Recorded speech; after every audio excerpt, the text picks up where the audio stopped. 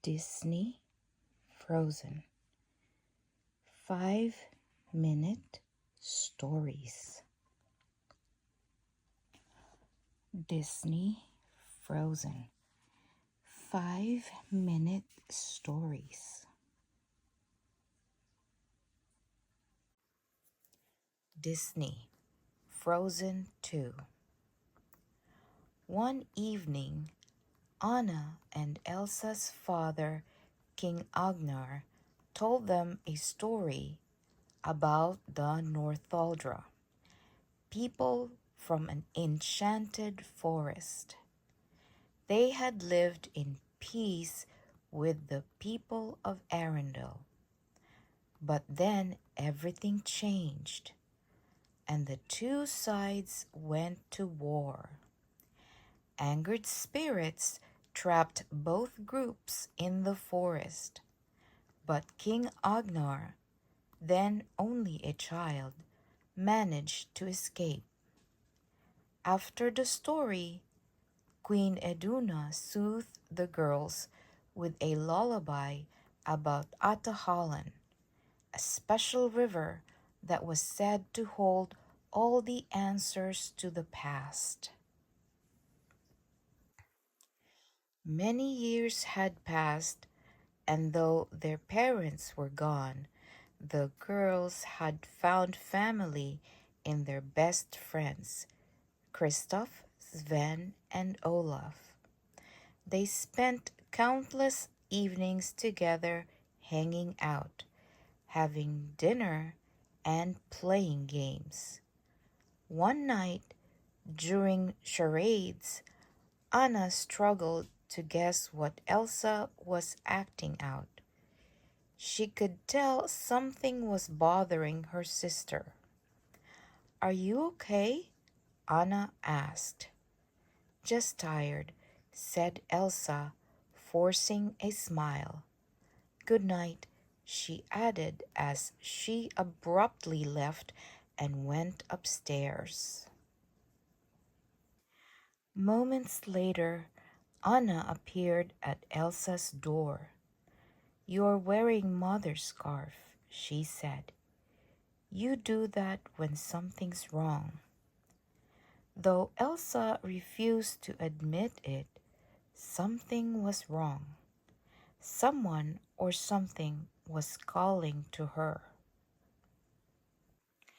Later that night, Elsa found herself answering the mysterious voice. As she began using her icy powers, she could feel them changing. They grew stronger and stronger until finally she triggered a shock wave that flew across the kingdom. Fire vanished from the torches. The fountains and waterfalls dried up. Even the wind died down. Villagers stumbled over the rippling cobblestones, and everyone headed for stable ground. Once everybody was safe on the cliffs above Arendelle, the ground rumbled once again. Boulders rolled in and popped open, revealing trolls. Grandpappy quickly approached the girls. He explained that Elsa had woken the spirits of the enchanted forest. Grandpappy told Elsa to follow the voice north. Then he quietly told Anna that she should go along to protect her sister. "I won't leave her side," said Anna. The sisters, along with Kristoff, Olaf, and Sven, traveled north in search of the forest. But when they found the forest entrance, a wall of mist surrounded it. It wouldn't let Kristoff and Olaf pass through. But Elsa felt a tug toward the mist. She took Anna's hand and stepped forward, and the mist sparkled and pulled back, providing a path for the whole group. Once they were inside the forest, the wind spirit Gale appeared. It picked them up and whipped them around. Elsa used her magic to protect Anna from a flying branch, and Gale took notice. The wind spirit forced the others out, holding Elsa in her vortex.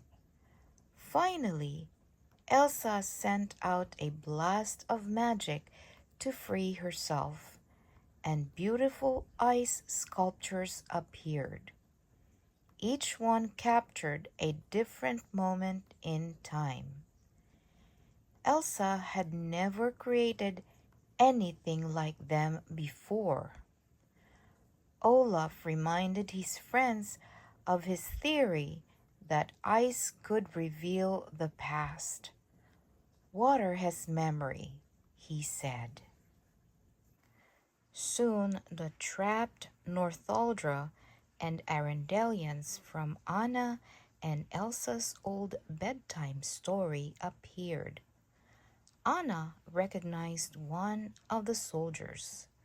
It was Lieutenant Matthias, their father's official guard. The Northuldra noticed that the sister scarf was Northuldra. Whoever had saved the king from the forest must have been a Northuldra. The Arendelians and the Northuldra believed Elsa's magic was the key to their freedom. The two sides argued about who was responsible for their entrapment in the forest, until a bright flash of fire appeared. The fire spirit dashed around the trees, setting them ablaze. Elsa used her magic to chase it down and discovered the spirit was a small salamander. The voice called, and Elsa and the salamander both turned toward it. "You hear it too?" she asked the salamander. The salamander scurried up a rock, and Elsa realized she needed to keep going north.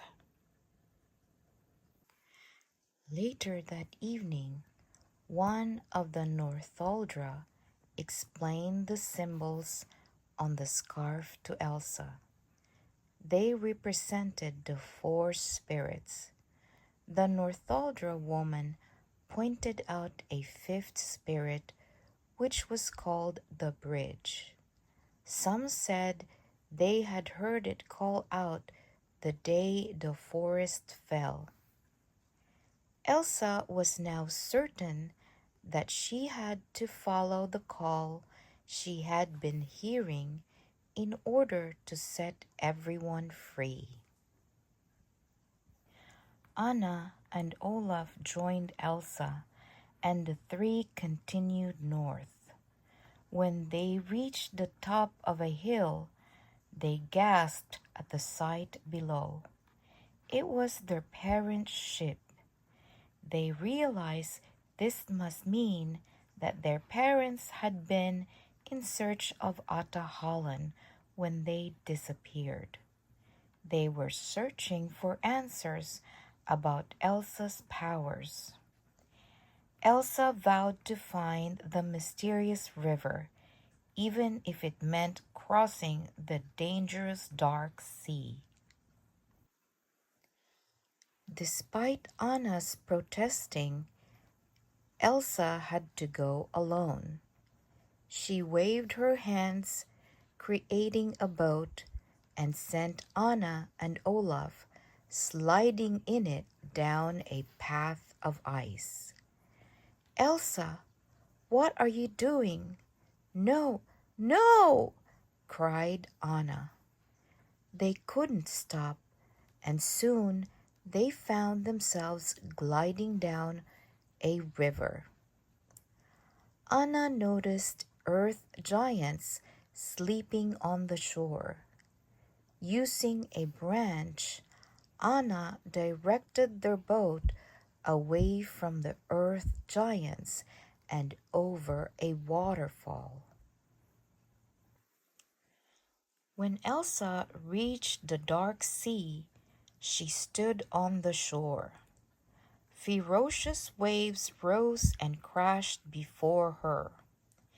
She sprinted out onto the water, creating frozen snowflakes at her feet.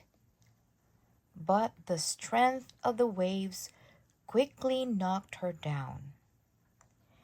Elsa clawed her way to the surface and climbed up on a giant rock.